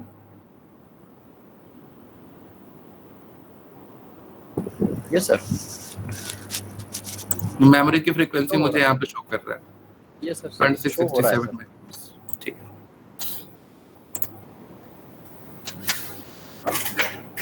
ठीक है। तो ये आपके तरीके हैं किसी कंपोनेंट्स को इंस्टॉल या रिमूव करने के लिए। एक क्वेश्चन है sir, please describe about why voltage decreases when DDR increase. Frequency बढ़ती है तो पावर कंजम्पशन कम होती है, ठीक है। इस वजह से एफिशिएंसी हमारी अच्छी हो जाती है, पावर कंजम्पशन कम हो जाती है। और आजकल जितने नए डिवाइसेस, जितने नए कंपोनेंट्स डिजाइन हो रहे हैं, सबसे पहला फैक्टर यही रखते हैं कि कम से कम पावर वो ले, ज्यादा से ज्यादा परफॉर्मेंस दे, मतलब उसको एफिशिएंट बनाते हैं। अच्छा, एक और चीज मुझे अभी देखिए आपके क्वेश्चन से ही मुझे याद आया, आप सभी लोगों से मुझे एक छोटी सी रिक्वेस्ट है, कर लो रिक्वेस्ट? बिल्कुल सर, बताएं सर। Yes sir. इसको प्लीज अदरवाइज मत लीजिएगा। मेरा ये कहना है कि मैं रोज अटेंडेंस आपकी लेता हूँ, हाँ, और अटेंडेंस पूरी तरह से डिपेंड करती है आपके नेम पे, जो नेम मुझे यहाँ पे फ्लैश होता है। ठीक है, तो अगर पॉसिबल हो तो अपना एक्चुअल नाम ही अपने यूजर नेम में रखिए, नहीं तो फिर मैं अटेंडेंस, जैसे आई एम सॉरी, आपका जैसे नाम है इलेक्ट्रिकल 360, तो ये मैं अगर उसमें अटेंडेंस रिकॉर्ड में, तो फिर मुझे एक नया ही रो बनाना पड़ेगा। है ना? सर बोल रहा हूँ कि ईमेल आईडी से तो नहीं होता ना अटेंडेंस? नहीं, ईमेल आईडी से नहीं। यहाँ पे जो आपका यूजर नेम मुझे फ्लैश कर रहा है, आप ज्वाइन किए हैं तो मुझे आपकी स्क्रीन यहाँ पे फ्लैश हो रही है, मैं कहिए तो दिखा दूं। हाँ ओके सर, क्योंकि मेरा जो रजिस्टर, ये स्क्रीन में आपको दिखा दूं, ये मुझे जो नाम दिख रहे हैं, हाँ यस सर, दिख रहा है ये, इसमें ये जो हाँ, नाम हम देख रहे हैं, यही नाम मैं वहां पे एंट्री करता हूँ रोज। तो इसमें अगर आपका एक्चुअल नाम नहीं है तो मिसमैच आएगा, और आपका जो एक्चुअल नाम है उसके आगे एब्सेंट लगती जाएगी। ठीक है, तो या तो मुझे एक बार कभी इंटीमेट कर दीजिए कि sir consider this as this, तो मैं आगे उसको रखूंगा, या तो सिंपल सा है यूजर नेम अगर चेंज कर लें, जस्ट अ रिक्वेस्ट, मतलब मैं इसके लिए कोई, ठीक है सर, कोई इसकी मजबूरी नहीं है, लेकिन मेरा इशू आप समझ ही गए होंगे। ठीक है, विजिबल हो गई स्क्रीन? ठीक, यस सर। 12:30 तक करते हैं, 12:30 के बाद एक छोटा सा ब्रेक ले लेंगे, उसके बाद फिर कंटिन्यू करेंगे। ठीक है, अब ये 12:12 हो रहे हैं, 12:30 तक कंटिन्यू करते हैं, उसके बाद एक छोटा सा टी ब्रेक लेंगे, तब तक ये कंप्लीट भी हो जाएगा। ओके,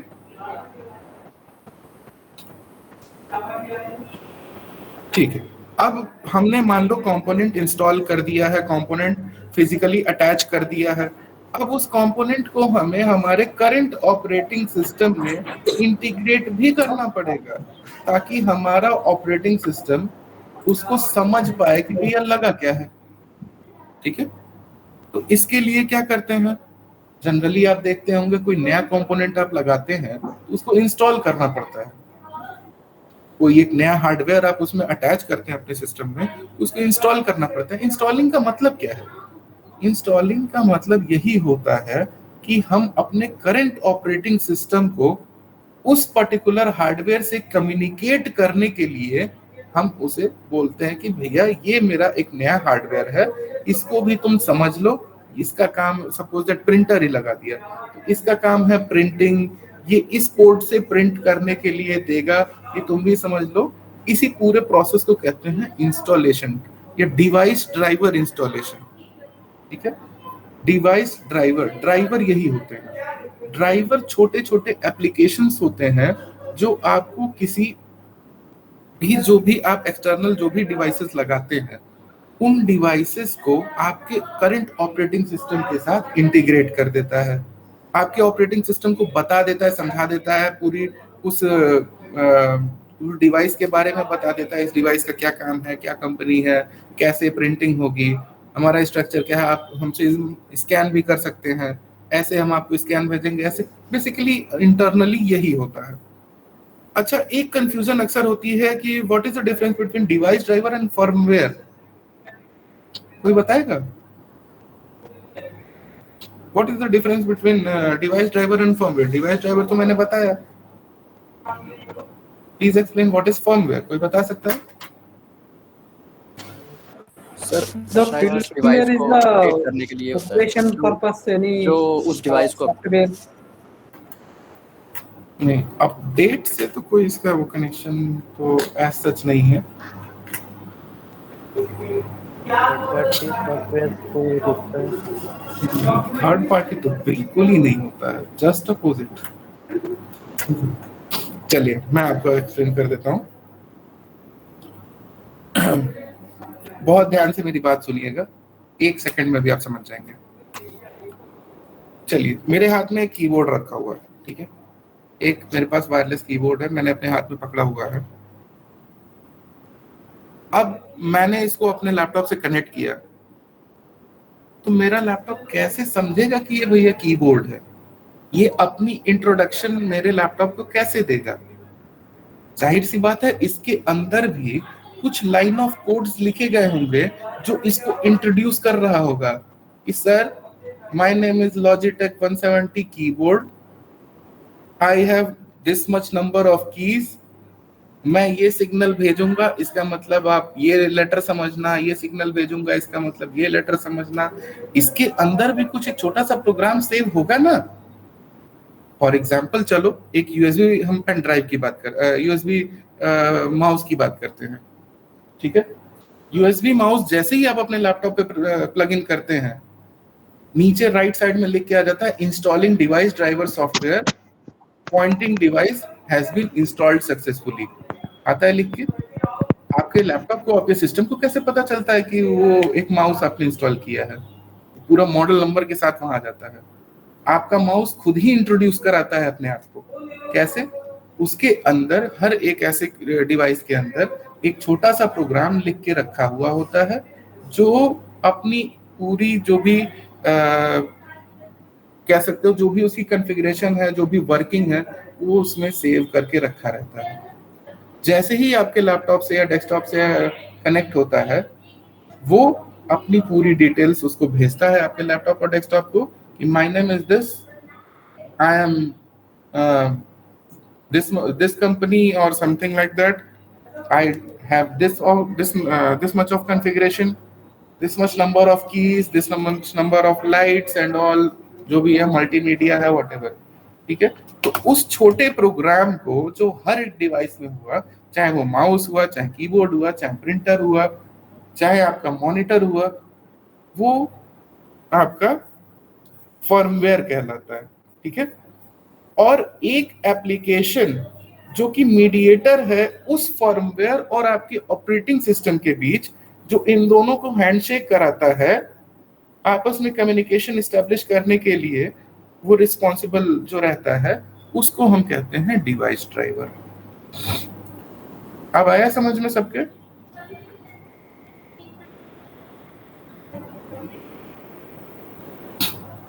क्लियर हुआ सभी का यहाँ तक? Yes sir. कंफ्यूजन दूर हो गई इसकी? जरा एक सेकंड होल्ड करेंगे।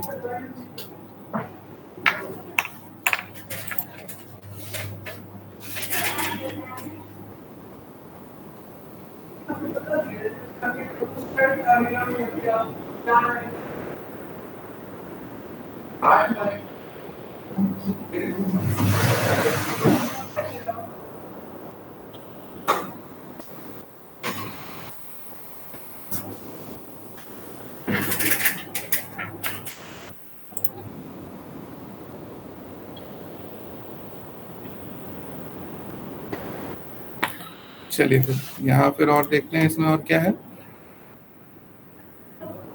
Once installed, the component should be tested for complete functionality. कोई कंपोनेंट इंस्टॉल करने के बाद उसके टेस्ट भी कर लेते हैं, चल रहा है कि नहीं चल रहा है, कंपैटिबल है कि नहीं है हमारे ऑपरेटिंग सिस्टम के साथ, क्या वो डिवाइस, क्या वो कंपोनेंट सही है कि नहीं सही, इससे फंक्शन कर रहा है कि नहीं। और ऐसा भी कभी कभी होता है कि फुल फंक्शनैलिटी किसी किसी में नहीं आती, कंपैटिबिलिटी इश्यूज से कोई कोई फंक्शनैलिटी आती है, कोई नहीं आती है, तो ये पूरी टेस्टिंग करना एक तरह से जरूरी होता है।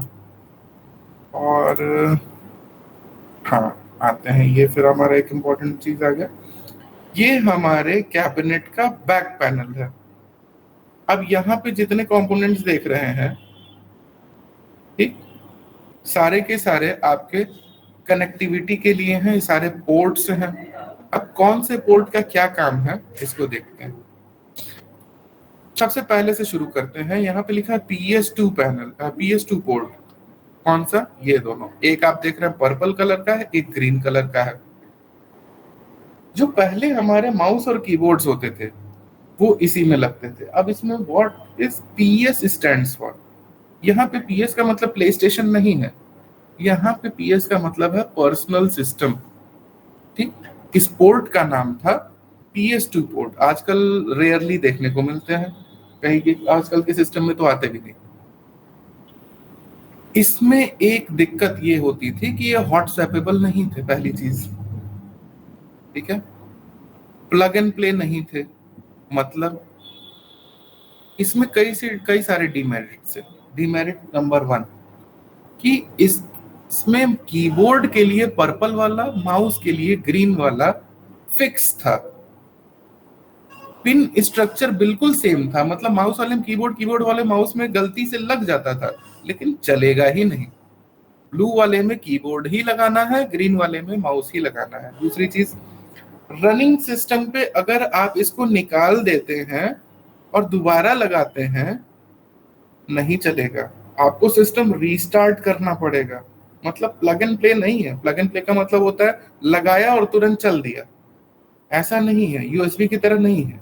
यूएसबी तो कभी भी हम कोई भी माउस ले आते हैं, रनिंग सिस्टम में ऐसे खोस दिया चल गया, इसमें नहीं होता है। ठीक है, अगला डिमेरिट इसका ये था, पिन स्ट्रक्चर होने की वजह से अक्सर पिन गलती से टूट जाते थे, मुड़ जाते थे। ठीक, और एक बार पिन टूटा मतलब फिर कीबोर्ड ही बदलो, या माउस का टूटा तो माउस ही बदलो। अगला पोर्ट है यूएसबी पोर्ट, यूनिवर्सल सीरियल बस।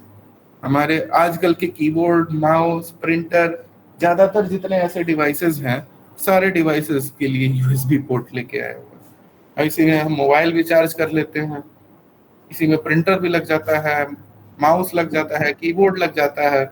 जब चाहे तब इसमें से निकालो, जब चाहे तब लगा दो, कोई इशू नहीं। फिर आता है सीरियल पोर्ट। ठीक है, सीरियल पोर्ट जिसको हम RS-232 के नाम से भी जानते हैं। ठीक है, इसका क्या काम है? ये आपके सिस्टम से serial connectivity, serial signal, serial और पैरेलल दो तरह के ट्रांसमिशन होते हैं, सीरियल टाइप ऑफ ट्रांसमिशन के लिए इस्तेमाल किया जाता है। ठीक है,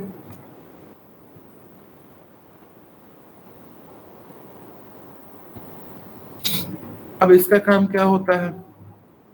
इसको अक्सर हम लोग कभी कभी कॉम पोर्ट भी बोलते हैं या RS-232 पोर्ट भी बोलते हैं। इसका काम किस लिए होता है? अगर किसी मैनेजेबल स्विच राउटर के अगर सीधे कंसोल पे आपको कनेक्ट करना हो उसके लिए इसकी जरूरत आपको पड़ जाती है। ठीक है, मॉडेम पे कनेक्ट करना हो, पहले होता था, आजकल तो मॉडेम सीधे हम लोग वायरलेस कनेक्ट कर लेते हैं, कोई दिक्कत नहीं होती। पहले मॉडेम वगैरह के कंसोल से जब हमें कनेक्ट होना होता था पहले के टाइम पे, तब यहाँ से हम कनेक्ट कराते थे। फिर आते हैं पैरेलल पोर्ट पे, इसका अक्सर हम लोग एलपीटी के नाम से भी जानते थे। पैरेलल पोर्ट पे पहले हमारे डॉट मैट्रिक्स प्रिंटर्स वगैरह लगते थे। ठीक है, फिर आता है वीजीए पोर्ट। वीजीए पोर्ट में हम मॉनिटर लगाते हैं, वीडियो ग्राफिक्स अरे। ठीक है, वीजीए पोर्ट में हम मॉनिटर वगैरह लगाते हैं या कोई प्रोजेक्टर लगाते हैं, डिस्प्ले लगाते हैं। अच्छा, HDMI और VGA में एक सबसे बेसिक डिफरेंस ये होता है, जनरल यूज में अगर हम आपको डिफरेंस बताएं तो VGA भी आपको डिस्प्ले देता है, सिर्फ और सिर्फ डिस्प्ले देता है, लेकिन HDMI में ऑडियो और वीडियो दोनों आती है। ठीक है, फिर आता है हमारा RJ11। RJ stands for registered jack. ये RJ11 और RJ45 दिखने में एक जैसे होते हैं, लेकिन RJ11 आपके टेलीफोन वायर को कनेक्ट करने के लिए है, मतलब एनालॉग सिग्नल का इनपुट ले रहा है, और RJ45 आपका नेटवर्क कनेक्टिविटी के लिए, लोकल नेटवर्क लैन वगैरह कनेक्ट करने के लिए, इथरनेट पोर्ट के नाम से भी जाना जाता है, लैन पोर्ट के नाम से भी जाना जाता है, और डिजिटल सिग्नल को ट्रांसमिशन के लिए यूज होता है। ठीक है,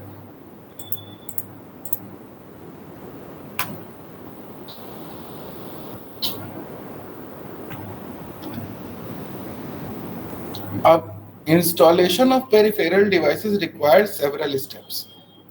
The order and detail of these steps varies depending on the type of physical connection and whether or not the peripheral is a plug-and-play device.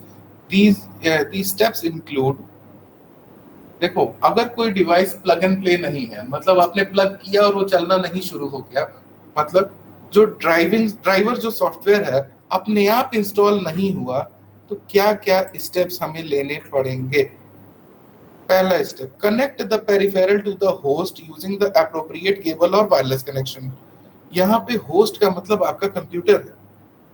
ठीक है, एंड डिवाइस है जो सेल्फ डिपेंडेंट है और सेल्फ फंक्शनल है, बिना किसी और चीज पे डिपेंड हुए खुद ही फंक्शनल है। ये सिंपल लैंग्वेज में, लेमन लैंग्वेज में कह सकते हो, आपका कंप्यूटर है। ठीक है, कोई भी पेरिफेरल डिवाइस अगर अपने आप इंस्टॉल नहीं होती है तो आपको क्या स्टेप्स फॉलो करने होंगे। किसी न किसी प्रॉपर चैनल से, चाहे वायरलेस से, चाहे उसके यूएसबी केबल जो भी उसमें यूज हो रहा हो, टाइप ए टाइप बी जो भी यूएसबी केबल यूज हो रहा हो, उससे अपने सिस्टम को कनेक्ट कराएंगे। ठीक है, अगला स्टेप है connect the peripheral to a power source. अब आपके कंप्यूटर से तो कनेक्ट हो गया, अब उसमें पावर सप्लाई भी दे दो। Third step, install the appropriate driver. जो भी उस पर्टिकुलर मॉडल नंबर के लिए ड्राइवर आता हो, उस ड्राइवर को अपने ऑपरेटिंग सिस्टम के हिसाब से, ड्राइवर भी operating system to operating system vary करते हैं, मॉडल टू मॉडल भी वैरी करते हैं, ओएस टू ओएस भी वैरी करते हैं। ठीक है, हो सकता हो आप विंडोज 10 यूज कर रहे हो तो विंडोज 10 के लिए कोई दूसरा ड्राइवर हो, आप विंडोज 7 यूज कर रहे हो तो विंडोज 7 के लिए भी कोई दूसरा ड्राइवर हो। तो जो भी एप्रोप्रिएट ड्राइवर है वो ड्राइवर अपने सिस्टम में इंस्टॉल कीजिए। कुछ ड्राइवर्स के मैं एग्जांपल आपको दिखा सकता हूं अपने सिस्टम में।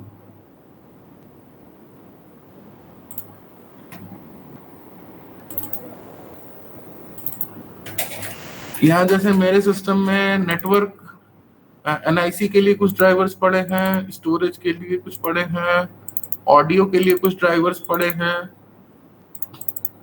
ठीक है, यहाँ देखो, हाँ, ऑडियो के लिए ड्राइवर पड़े हैं, ब्लूटूथ डिवाइस के लिए ड्राइवर पड़े हुए हैं, ग्राफिक्स के लिए ड्राइवर पड़े हैं। ठीक है, इस तरह के जो भी उसके एप्रोप्रिएट ड्राइवर्स हो, आप ड्राइवर्स इंस्टॉल करिए। Some old peripheral devices, so-called legacy devices, are not plug and play enabled. PNP का मतलब plug and play होता है. For these, driver installation occur after the device has been connected to the printer and powered up. For PNP-enabled USB devices, the driver is pre-installed on the system. In this case, when the PNP device is connected and powered on, the operating system recognizes the device and install the appropriate driver. PNP में क्या होता है, वो auto install होता है, हमें करने की जरूरत नहीं पड़ती। Just like our pen drive, कभी हमें पेन ड्राइव की ड्राइवर इंस्टॉल करने की जरूरत नहीं पड़ती, वो अपने आप हो जाता है। लगाते ही हमारा सिस्टम रिकॉग्नाइज करता है और इंस्टॉल कर लेता है। Installation of outdated or wrong drivers can cause a peripheral device to behave unpredictably. For this reason, it is necessary to install the most current drivers available. गलत ड्राइवर इंस्टॉल करने से हमारा जो भी डिवाइस है वो फंक्शनल नहीं रहेगा, प्रॉब्लम्स आएंगी। इसलिए हमेशा जो भी अपडेटेड ड्राइवर है वो इंस्टॉल करते हैं। ठीक है, यहाँ पे इंस्टॉलेशन, हाँ, if the peripheral device does not function once connected and installed, verify that all the cables have been properly connected and the device is powered up. अब ये बेसिकली ट्रबल शूटिंग के स्टेप्स हैं कि अगर नहीं चल रहा है तो पहले तो पावर चेक करो उसमें आ रहा है कि नहीं। ठीक है, अगर सब कुछ आ रहा है फिर भी नहीं चल रहा है तो हो सकता हो आपने ड्राइवर गलत डाले हो और उस ड्राइवर को करेक्ट करो। ठीक है, ये था आपका डे 1 का पर्सनल कंप्यूटर हार्डवेयर का सेक्शन। अब यहाँ तक कोई आपको डाउट है तो पूछ लीजिए, या हम फिर